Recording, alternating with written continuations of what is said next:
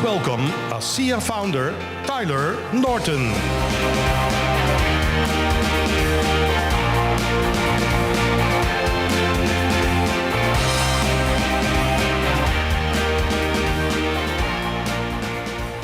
Hello, ASEA family. It's great to be gathered here. So thankful for Corey and Erica and all that they do for ASEA. I hope you could feel their energy and excitement and know how excited we are to be here. We're a little surprised, to be honest, that we're still unable to gather, but so thankful for the opportunity through technology to be with all of you.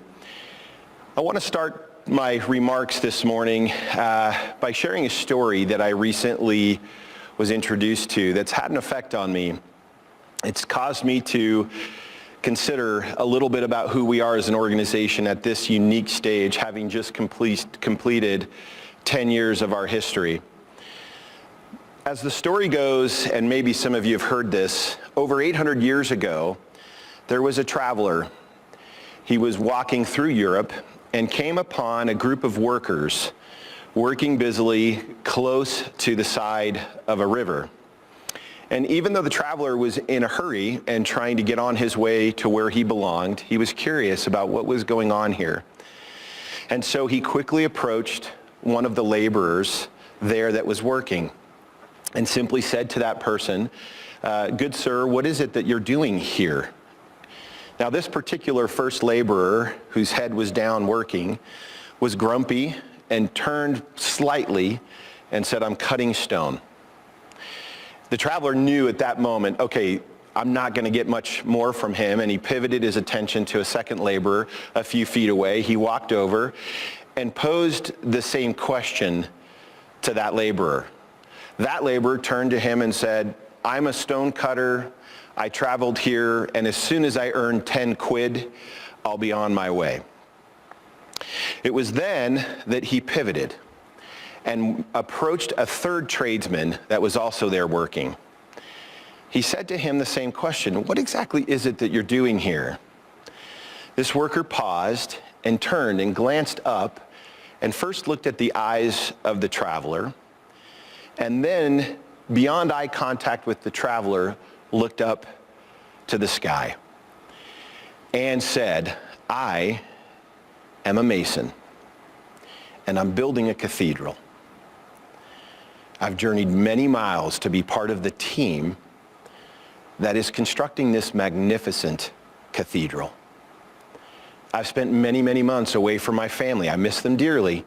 However, I know just how important this cathedral will be one day, and I know how many people will find both sanctuary and solace here. I know this because the bishop once told me his vision for this great place. He described how people would come from all parts of the world to worship here. Now, he did tell me this cathedral would not be completed in my days or in our days, but that the future would depend on our hard work now." Then he paused reflectively for a moment and said, "So yes, I'm prepared to be away from my family and loved ones because I know this is the right thing to do. I hope that one day my son will continue in my footsteps and perhaps even his son if need be." When I finished reading this story, I started to think about the differences in the responses of these tradesmen. One grumpily said, "I'm cutting stone." Another said, "I'm here to earn money, and when I get the money, I'm done. I'm out of here." And as you just heard, the third had this beautiful vision and inspiration as to what exactly he was doing, why he was there. And he understood that this was something that was going to be done for future generations and that it was important. Now, if you know something about the average time it takes to build a cathedral, in the great cathedral building era, it's somewhere between 250 to 300 years on the average. And you know, I stopped to think about this, whether it was the 13th or 14th century, and said, can you imagine the whole concept and notion of investing your energy and time, what might otherwise be your entire life expectancy, which by the way then was as low as 30 to 40 years, you would spend in service of something that you would never see completed. You would build something that was entirely dedicated to the benefit of those that would come after you. These visionary cathedral architects, builders, and even stonemasons and laborers, they built, I'm certain, with a prayer in their hearts that their efforts might secure them a place in heaven when their life ended. But they did so also with a vision towards a future, an aim to leave a legacy for the generations that would come, even centuries after them. Now, why does this story resonate with me? Why am I sharing it with you here today?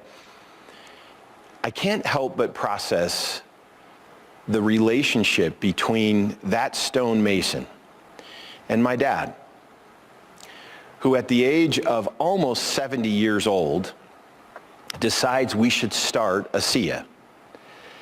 And I have to imagine, now that we're 10 years in, and I'm here to tell you my dad has watched and participated in and invested in a wonderful 10 to 11-year history that we've enjoyed. But I've also processed the fact that he certainly knew, just like the Mason did, that while he was working on something every single day, he might not see the completion of what it would ultimately become. He did know, much like the Mason story, that people would come and seek a form of sanctuary or a form of solace here at ASEA. And it's made me reflect on the identity statement that we've shared and the concept of we, our legacy. Now, you know, those of you that were participating with us last year in our virtual international convention, we are constantly sharing with you guys these statements of identity that have become very meaningful for us. I want to be clear, they're not just marketing pleasantries or platitudes to me when we say things like, we are redox, or we are innovation. We declared last year as well, we're ethos, we are opportunity. And then one of those statements, the one that I'd like to zoom in on today in my opening remarks for this awesome day we're going to have, is this concept of we, our legacy. These cathedral builders were literally engaged in an activity on a day-to-day basis, whether it was the architects, the stonemasons, any number of people involved, really in service of something that would come later. And I'm fascinated with the idea of legacy. You know, the derivative of the word, many of you know I love words, that derivative of legacy is interesting. If you were to research it, you would learn that in the late 14th century, in the late 1300s, that legaciae pointed to a body of persons sent on a mission. Let me repeat that. Legaciae, the literal derivative of the word legacy, originally meant a body of persons being sent on a mission. Again, I think of my dad. I think of his vision of building a form of cathedral, and I'm only using it as a parallel, of course. But I am thinking of the people who have found solace here, who have found sanctuary here, whether it's through the community of people that they associate with, the sense of identity, the believing, the belonging, and the becoming. All of these things combine to create this movement or this body of persons on a mission that are legacy. I think it's important to note that we are referring to ourselves in the present tense, that we, in fact, are legacy. Is legacy past something you feel nostalgia for? Is it something you think about in terms of the future, like the stonemason building a cathedral he would never see finished, but knowing that it would be of great service to humanity down from him or after him? Is legacy a present tense concept, a body of persons on a mission today? The word legatus, also a derivative of legacy, speaks to ambassadors or an envoy or even a deputy. Are we not ambassadors today, on a mission today? Or is this something we aim to leave? Now, When you hear the word legacy, if you pause and reflect and contemplate for just a minute about it, you normally hear the concept leaving a legacy, leaving it. To me, that's rearview mirror, right? That speaks to the past. And I think that's certainly appropriate. But I want to challenge you to consider not leaving a legacy, but living a legacy. In fact, I'd like to talk just a little bit about your personal leadership legacy. If we intend to speak of legacy in the first person present tense, or in this collective possessive we, our legacy, then we should be thinking about it in terms of not leaving it behind, although to be sure we will leave a legacy behind. But that would depend on the stones we're cutting today. That would require us to process the present tense that we are legacy today. There is a great urban legend that's told about the American author Ernest Hemingway. And as the legend goes, and there are people that argue whether this happened or not, but I think it's instructive in either way. Ernest Hemingway, it is said, was betting with a group of people at a lunch appointment. In fact, the bet was $10, certainly a larger amount today, but $10 during his era, that he could write a meaningful and impactful story in 6 words. And so as the legend goes, the bet was had, he took the bet, they shook on it, and he pivoted away and scratched on a napkin, after some consideration, 6 words. Turned around, presented his 6-word story in aim to win the bet. These were the 6 words in this Ernest Hemingway story. For sale. Baby shoes. Never worn. Now think about that for a minute. Could he have written 600 words or even 6,000 words that would have spoken almost this haunting notion of for sale, baby shoes, never worn? What would that signal to you? Whose baby shoes were they? Was it a baby never born? And now the shoes are being offered for sale in some form of final statement that they realize I'll never have a child or this child. Really interesting and powerful. And that's a haunting story and speaks to the power of what is known as literary compression. Speaking less, succinctly, right, in such a powerful way. So my research and contemplation of legacy was a journey I went on trying to say, what does this really mean? I wanted to contemplate and consider legacy. I found the story of the stonemason. I thought of cathedrals. I read of these great cathedrals and the people that worked on them that never saw them finished. I considered my dad's choices, kind of like cutting a stone. 70 years old, processing, well, this is the right thing to do. Understanding the vision of what this could and would become, that people would find solace here and sanctuary here in an interesting way, right? As it relates to health, as it relates to wealth, as it relates to community and belonging and culture. I found a leadership institute that was in challenging people to use this concept from Ernest Hemingway of the 6-word story, the power of literary compression, but challenging you to consider, can you write your leadership legacy instead of a story? Can you write your leadership legacy in 6 words? It's an interesting challenge, isn't it? How would you communicate the mission that you hoped that you would inspire in others, remembering that ASEA is a group of people on a mission, right? A body of people on a mission, the very derivative of the word from centuries ago when it was used. But what if you could only speak to that in 6 words? So as I pondered this, I pulled out a piece of paper. I started sketching the words that might make it into my 6-word leadership legacy statement. I was so intrigued with it that I walked in to Chuck and Jerem's office And I was on a call with all of our leadership team. And I said, guys, I want to introduce a concept. I want to challenge you to consider. How would you write the legacy? Now remember, is it leaving a legacy or is it living a legacy? Probably both, right? How would you consider and communicate this idea of a legacy that you want to live as a leader? I'm now not speaking of just Virtus's legacy. I sometimes think that we take possession of someone else's legacy with an aim to further that. And that's great. I think it's very noble to do that. But what is it about Virtus's choices that left a legacy that could inspire you now to say, what are your choices on a day-to-day basis, and how would you define and express your leadership legacy? Our Chief Marketing Officer, Gina, was quick to respond to my request, and I hope she's okay with me sharing these and the others I'll share.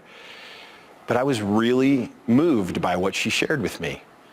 She said, my 6-word leadership legacy would be paved a way for women leaders. Wow. I sat and read that several times, and I looked and I said, Gina's doing that. Gina is paving a way for women leaders. What an awesome statement. Now, Gina cheated, and I know she's watching. She cheated because she said, or I might choose this one, so she gave me 2. It's hard, by the way, this concept of literary compression, of taking a concept and narrowing it down. But I want to share her second because I think it signals and talks about her leadership legacy in a way that speaks to why we say we are legacy. She said, my other option would be the team doesn't need her anymore. What a powerful message. She went on to describe in a few sentences, again cheating, but she was giving me the context around the notion of a team not needing her anymore.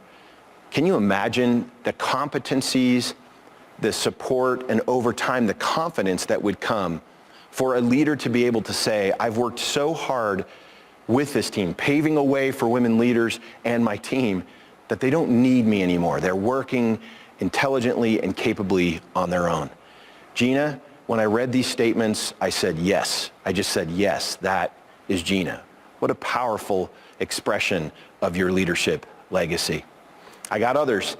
Our CFO, Dave Wall, sent me one that impacted me. Consistency and integrity create enduring devotion. I'm going to read it again. Consistency and integrity create enduring devotion. Dave and I have a fun relationship. We're always joking with each other. But in that particular moment, it was pretty sober for me as I sat in my office by myself reading this email he had just sent to me. And the reason why is because Dave is a person of incredible consistency and integrity. Few people beat Dave to the office on a given day every single day. And his team is highly devoted to him. And so it made sense to me as he was sharing his 6-word leadership legacy that consistency and integrity would create devotion, a devoted team. I thought of also his relationship with Chuck, who's his direct report, and thought, yeah, he's devoted to Chuck or devoted to ASEA. What an awesome story. And honestly, I don't know if Dave's watching or not, but I said, Dave, from what I understand, I've been told this many times, will get up every morning and make breakfast for his children consistently. It was so interesting to get these words, these compressed, this literary compression, these high meaning, high power packed words back from people whose leadership legacy I have sat front row in both professional and in many cases personal ways and seen the punctuation of these intentions and of these noble statements. It was so powerful. Let me share a few others with you guys. One received from Chris Maston, steadfast servant heart, loves, uplifts people. If you know Chris, couldn't be more accurate. I was so touched by these. From Michelle Ho, who supports our entire global revenue team, she said, commitment to impactful improvements with integrity. Michelle, so powerful. I appreciated that.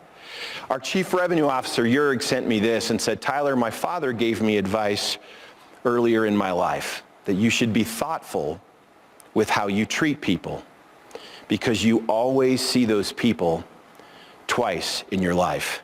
And so he said, my 6 words, you meet people twice in life. Meaning my leadership legacy is to always know that I'm going to end up seeing these people again. How I interact with and treat them will come back to me. I think it's interesting that some of the more recent hires that Jörg has made into his team have in fact been people that professionally he's bringing back into his team that he had met long before. He was living that leadership legacy twice in life. So powerful. Thank you, Jörg, for all you do.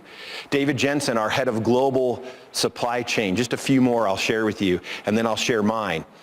David said to me, Tyler, I bring teams together and I make things better. Now, Chuck, who I've worked with now for 18 years, actually I'm going to admit this, late last night walked in and gave me his. Said, I've thought a lot about this, I've had different iterations. Let me set his up for just a minute. See, Chuck was coming from a place of his aspiration, which if you know anything about the Jim Collins book, Good to Great, it speaks about different levels of leadership. And the 5th level, what's known as level 5 leadership, points to this paradoxical blend of true, deep personal humility coupled with a fierce resolve, a professional will.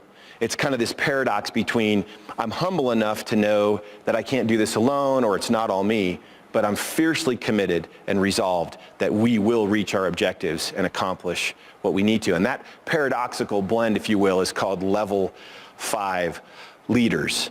Now notice Chuck's 6 words and put it in that context. Take the blame, give the credit. So powerful. And truly, I've watched Chuck do that for years. Now, lastly, I'll share with you my 6 words. And frankly, not unlike Gina, I wish I could give 2 or 3 or 4 of them because it's an exercise I think that can be very instructive in terms of, do you know the cathedral you're building? If you're going to leave something behind, it requires you to live something today. In my case, I landed on these 6 words, and they're really 3 kind of separate statements. Prioritize people. I've once heard said, never let a problem to be solved be more important than a person to be loved. I think in this world, we could give great consideration to what it means to prioritize people. The 3rd and 4th words in my statement, teach truth. For me, I love the opportunity, particularly here at ASEA, but with my children and almost any relationship, to traffic in truth, to find cause and effect in a way, to teach principles like we've talked about for years, the principles that you know are concentrated truth that always portend success and positive outcomes in life. So my first 2, prioritize people, teach truth, and then the last 2 are inspire hope. We live in a world where so many people have accepted less than. And I love to think that maybe some part of my leadership legacy I'm trying to live today would be to awaken and inspire a sense of hope in others. So for me, prioritize people, teach truth, inspire hope.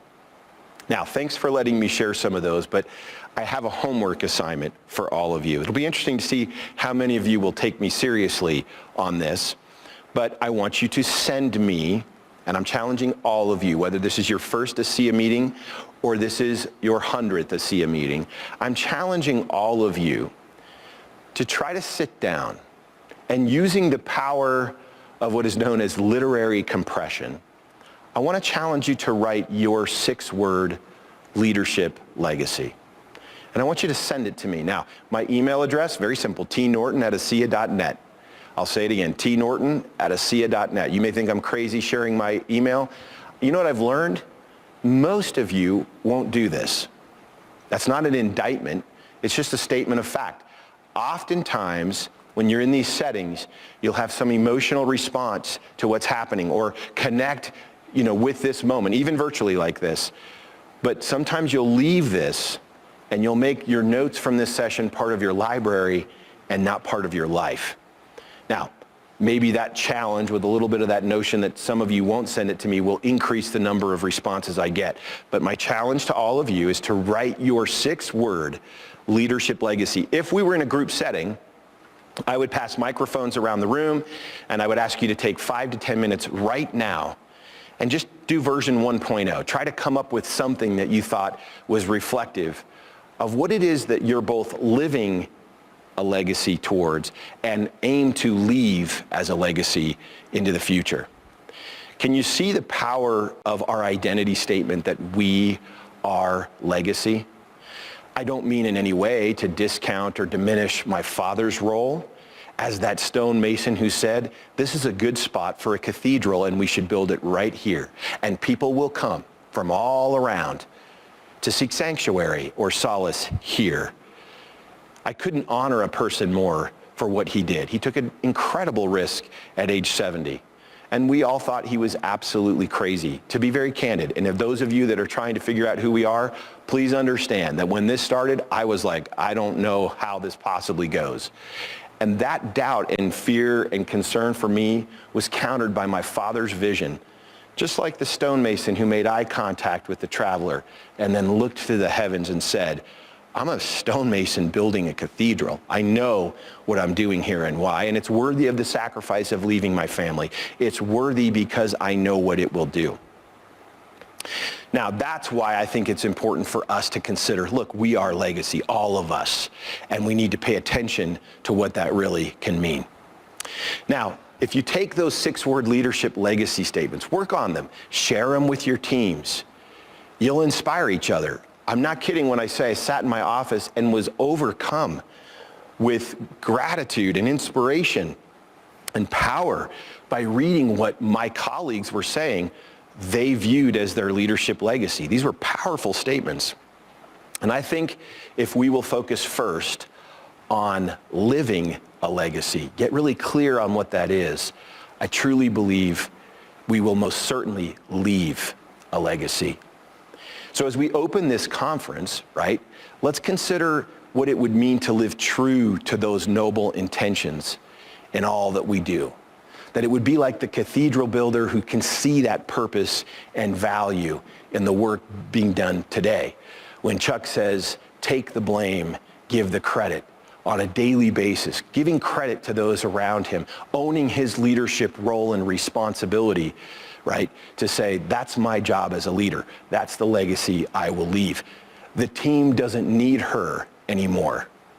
Living that every day and seeing the purpose and value in that work today to inspire and develop and promote a team that is moving forward and growing and progressing. So yeah, is legacy past? Is legacy the future, something we're building to some cathedral in the future that we'll never see? My suggestion to you, it's the present. Legacy is today. If Dad had not woken up every day in his early 70s after a multiple decades long career, willing to suit up, come to the office and talk about compensation plans and marketing and travel and meetings and how to inspire leaders and recruit leaders and people and sharing the product. If he hadn't lived in the present, he would not have left a legacy. And so my challenge to all of you is consider that. Is legacy something that looks back? Is it something you anticipate into the future? My argument is it's today. It's the present. It's what you're going to take from today's meeting that will inspire you to do something different, to move forward. Now, you could also say that the present is a moment. And isn't it interesting that the word momentum is largely the word moment? I don't think momentum happens until we realize that living that legacy needs to happen in the present and in the moment. That is to say, how you want to be remembered should probably be coupled with remembering how you want to be, and doing so today. This is the most powerful form of self-authorship. This is our opportunity to have sovereign control over our own leadership influence and legacy on others. This is us becoming an inflection point in the life of others. It is highly introspective. It is highly personal. It is unique to you. And yet collectively, taken as a whole, it becomes our legacy on a daily basis. Remember, momentum comes from seizing moments. Now, I shared with our European associates in closing of my remarks one of my favorite quotes from J.R.R. Tolkien. I'll share it with you and then speak to it a little bit as I close. Tolkien said, "It is not our part to master all of the tides of the world, but rather to do what is in us for the succor of those years wherein we are set. Uprooting the evil in the fields that we know, so that those who live after us may have clean earth to till. What weather they shall have is not ours to rule." Now, I want to state this to you again. It is not our part to master all of the tides of the world, but rather to do what is in us for the succor of those years wherein we are set. Think about the 30-year life expectancy of that stonemason doing what was in his years where he was set. And of course, the most noble thing, uprooting the evil that might be in the fields that we know, so that those who come after us may have clean earth to till. What weather they shall have is not ours to rule. There's something beautiful of legacy in that. There's something beautiful in that quote, inviting all of us to consider, I don't have to master all the tides of the world. I just need to do what's in me and in the years I've been granted and blessed with, and uproot the evil in the fields that I know. Do what I can to improve the world in the fields where I play and work, so that those who live after, and here's the impact of legacy cascading, can have some clean earth that they can garden and till. Now, the weather they have, it's not mine to rule. And I think there's a beautiful element of accountability and maybe even essentialism, not doing everything, but doing what's essential, doing my part to help create that clean earth for others. And so I thank my dad. I honor him for doing his part in the fields that he knew, so that all of us can have clean earth to till. I appreciate him taking the risks and having that vision. And yes, borrowing the metaphor of the cathedral builder, seeing what this could be, with an aim towards inviting all of us to participate. Has my father seen the elevation of the cathedral? The answer is yes. But will this cathedral continue to grow? Will the sanctuary and solace it offers continue to expand? The answer to that is yes. I don't mean to overstate the business by comparing it metaphorically with the cathedral. I do mean to tell you that something that takes 200, 300 years to build, that then for me, when I walk in, can be so awe-inspiring, should be a metaphor that we all consider, not so much in terms of just leaving a legacy, but living one today. So I invite all of us, as we're here at this conference, to give thought and consideration to what our leadership legacy will be. What is it that we want to leave behind? What is the mission and the envoy that we're on? I hope as we do so, we'll all awaken to the sense that my father did leave a legacy, but he did it by living a legacy. Hence, we are legacy.